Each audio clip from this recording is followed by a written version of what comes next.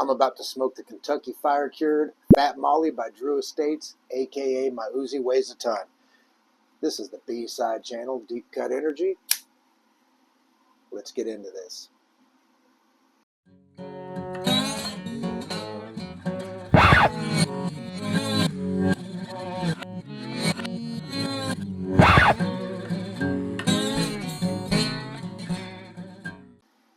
You're watching Deep Cut Energy, the B-side channel. I'm BD. Let's get into this cigar review.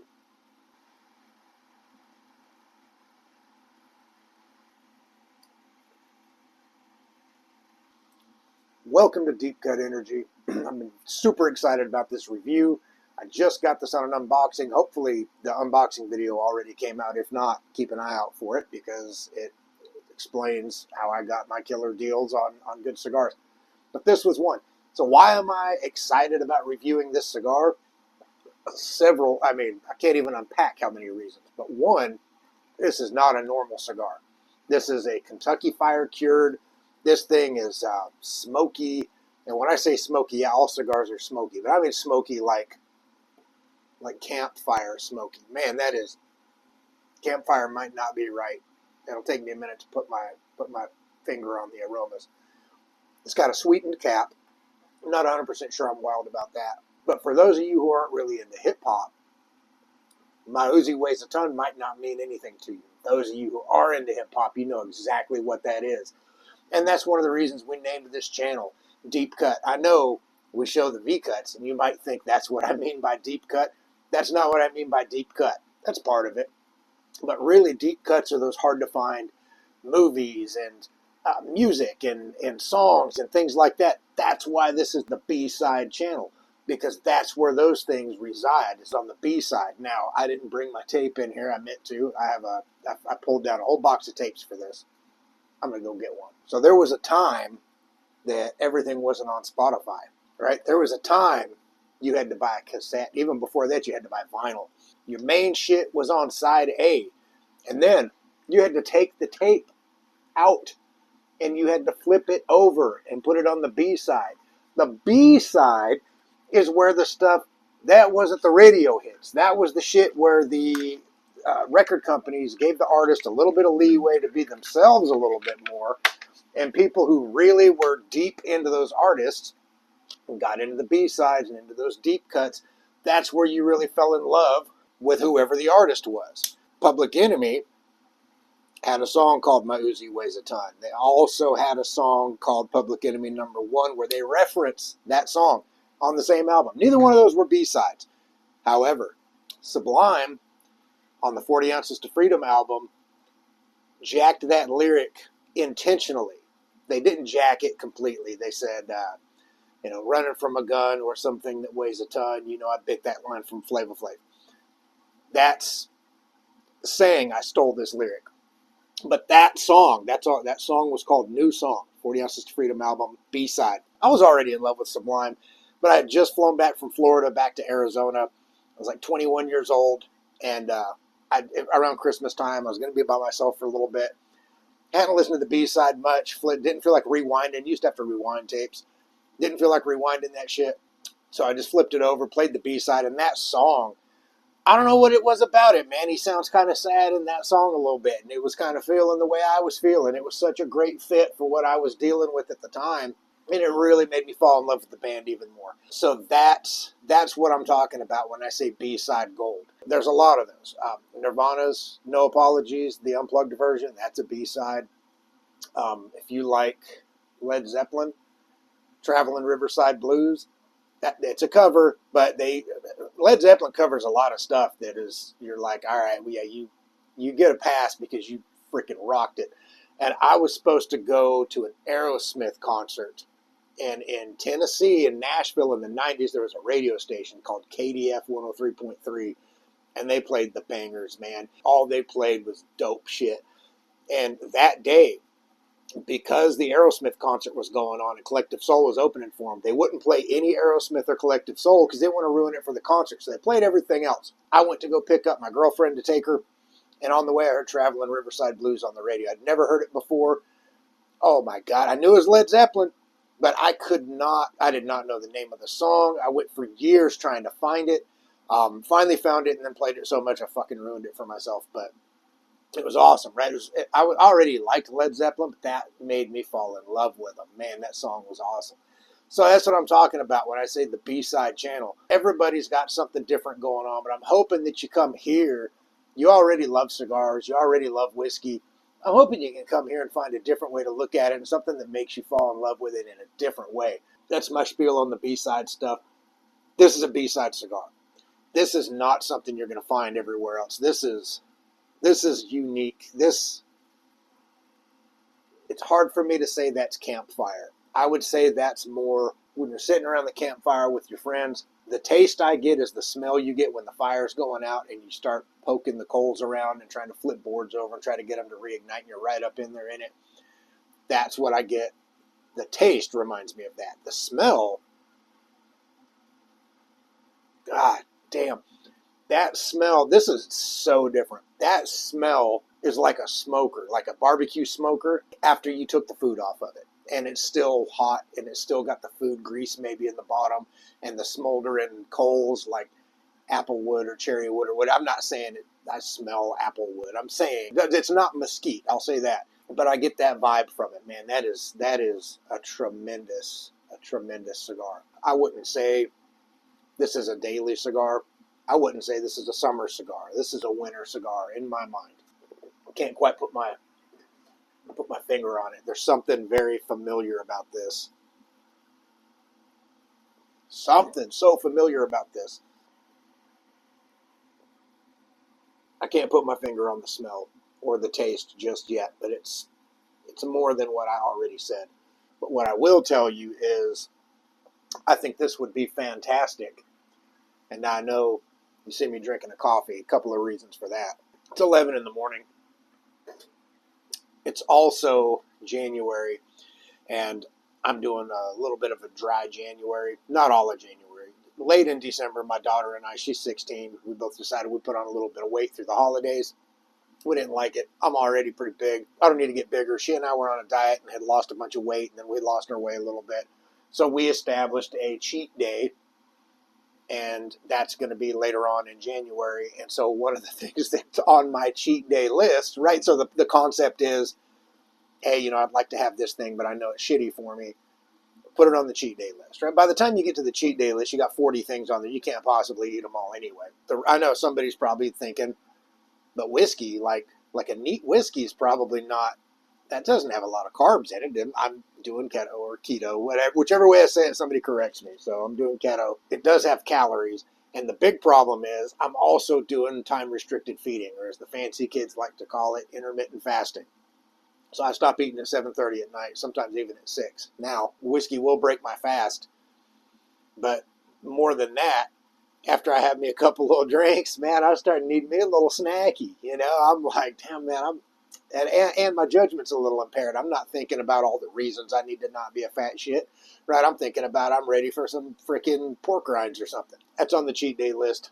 I like to double down on flavors, right? So I know a lot of people will pair things in opposition to one another. So, maybe they would pair this with something really sweet to offset this campfire smoke, but not me. I think this would be great with a Jack Daniel's Blue Label Heritage Toasted Barrel.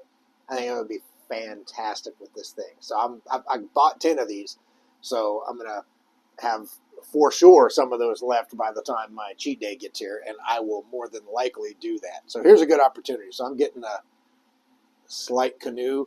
So let's even this up. I have a video on this too and why this is not the end of the world. So let's even this up and look at all the smoke coming off of there. So this is why a canoe is not always a life-shattering, horrifying event. Let's see what we get here. Dude, that is my Granny Reeves in Georgia, her little tiny ass house in the wintertime when the wood-burning stove is just absolutely kicking ass. I mean, I've pulled up there before and it's snow on the ground. I see people on the screened-in porch. I'm like, what the hell is everybody doing on the screened-in porch? It's freaking 12 degrees outside. Go in Granny's house, and you know why, because Granny didn't weigh but like 75 pounds. This is my great-grandma. I called her Granny. Granny Reeves. You go in there, be a billion degrees in the house. I mean, it was like, if you've ever rode on Mr. Toad's Wild Ride at Disneyland, I haven't since I was a kid, but I know at a certain point, you drive to hell. A door opens and you drive to hell. That's what it felt like going in Granny's house. But that wood-burning stove had a smell, and the fabric in the house had a smell. And if you'd been in there for any time, your flannel shirts had a smell, your jackets had a smell. So this is like wood smoke. It's what I'm getting off of it. This is so different. This is a B-side cigar for sure. This is not your run-of-the-mill. This is something that would have never made radio play. Speaking of radio play and B-sides, the tape I've got, this is the Ice Cube The Predator album. Remember, man, I'm surprised the thing is not just dust now, because I listened to this thing a billion times when I was younger. But guess what was on the B-side of this? Check Yourself. Now, those of you who know hip-hop and know rap know that Check Yourself actually ended up being a radio hit.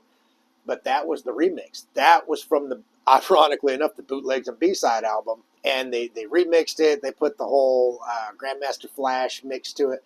I'm not a big fan of that version. And I'd heard that version before I ever flipped this over to the B-side and heard this is like a way more bluesy version. It's and way more profane, like the one that made the radio, obviously, right? They had to tone that shit down. This is the banger. This is the B-side banger. The Check Yourself from the Predator album was awesome. One of my favorites from this was Who Got the Camera, man. Who Got the Camera, and Say Hi to the Bad Guy. Short.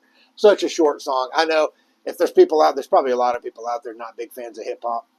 That's fine. Don't be a big fan of hip hop. I'm just saying those were some B-side bangers. Those were some B-side where you knew something that somebody else didn't know. They were, oh, did you hear Check Yourself on the radio? You better check yourself. And you're like, dude, you don't even fucking know what you're talking about. Like, you didn't hear the real Check Yourself. That's a B-side track, bro. Throw it down there in the comments. What's your B-side track? What made you fall in love with a band? What was something that wasn't getting radio play, that you listened to that whole album? You were chilling somewhere, you were in your room, you were in a pool, you were driving, you were doing something, and that song hit and was just a vibe for you, it was just a moment. Put that shit down in the comments and let me know. I want to go check it out. I want to know what made you fall in love with a band. My B-side banger was from a band called Clutch. If you're not a big fan of Clutch or you haven't tuned into them, you should check them out if you like rock.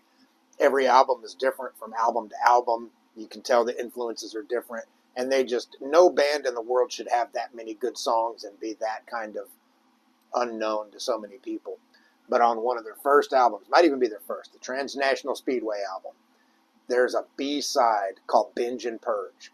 And it takes a while. It's a slow burn, but I'm going to tell you what, if you watch what happened at that second Woodstock when Limp Bizkit played Break Stuff, if Clutch had played Binge and Purge, it would have been so much worse. That song will make you want to beat somebody's ass. That song will make you want to fight somebody that you know can whoop your ass and you don't even care. That song's awesome. I already loved Clutch, and when I heard that shit, I was just like, damn. And I'd played the tape a bunch of times, or I probably wasn't even a tape at that time. But I'd listened to most of those songs a lot, just kind of in the background, and then one day just really tuned into that one. When that song takes off, you just wish that whole song was the peak, man. That song kicks ass. And that's what this fiery bastard is. This is fantastic. I might tune back in. This is a regular cigar review, so I don't need this to be 35 minutes long. You don't need this to be 35 minutes long. Listening to me pontificate about B-sides and deep cuts and all these other things. I just wanted to throw some context out there for the channel. But I like to take cigars back to a place, back to a moment, or back to a feeling. That's one of the ways I enjoy cigars. This is way outside of if I had any expertise, this would be outside of it. So given that this is so smoky, this is a bonfire in its dying hour. When there's no more flames, when it's just embers, and everybody's sitting around it still, getting ready to turn in for the night, finishing their drinks, having one more cigar, telling one more story. This thing is an old friend. This is somebody that you don't see but every once in a great while, but you pick right back up like you never left off. This thing this is a this is hanging out around a campfire with your friends, but later in the evening. This is that reminiscent of that, right? As you're already faded, everybody's had their drinks, everybody's told their stories, everybody's doing their things, and that fire's just, you're poking around a couple coals, you're hearing them kind of start to just crackle in there. There's no need in throwing another log on there. Nobody's going to be up long enough to babysit another fire, and you're just chilling, man. That's the vibe I'm getting from this thing. This thing is wonderful. Not a daily. Now, if you did, I will say, because I don't know how to shut up, I will say, if you wanted to contrast that smokiness and that campfire feel, you could throw a Lunazol tequila, the extra añejo that's aged in Elijah Craig barrels at this, and I don't think you'd go wrong. I think that's a sweet, sweet tequila. I don't know. I haven't looked it up. They might throw all kinds of additives in it. That thing might have sugar in it for all I know. But I know I've had it, and I was surprised, super surprised, because it drank like a brandy.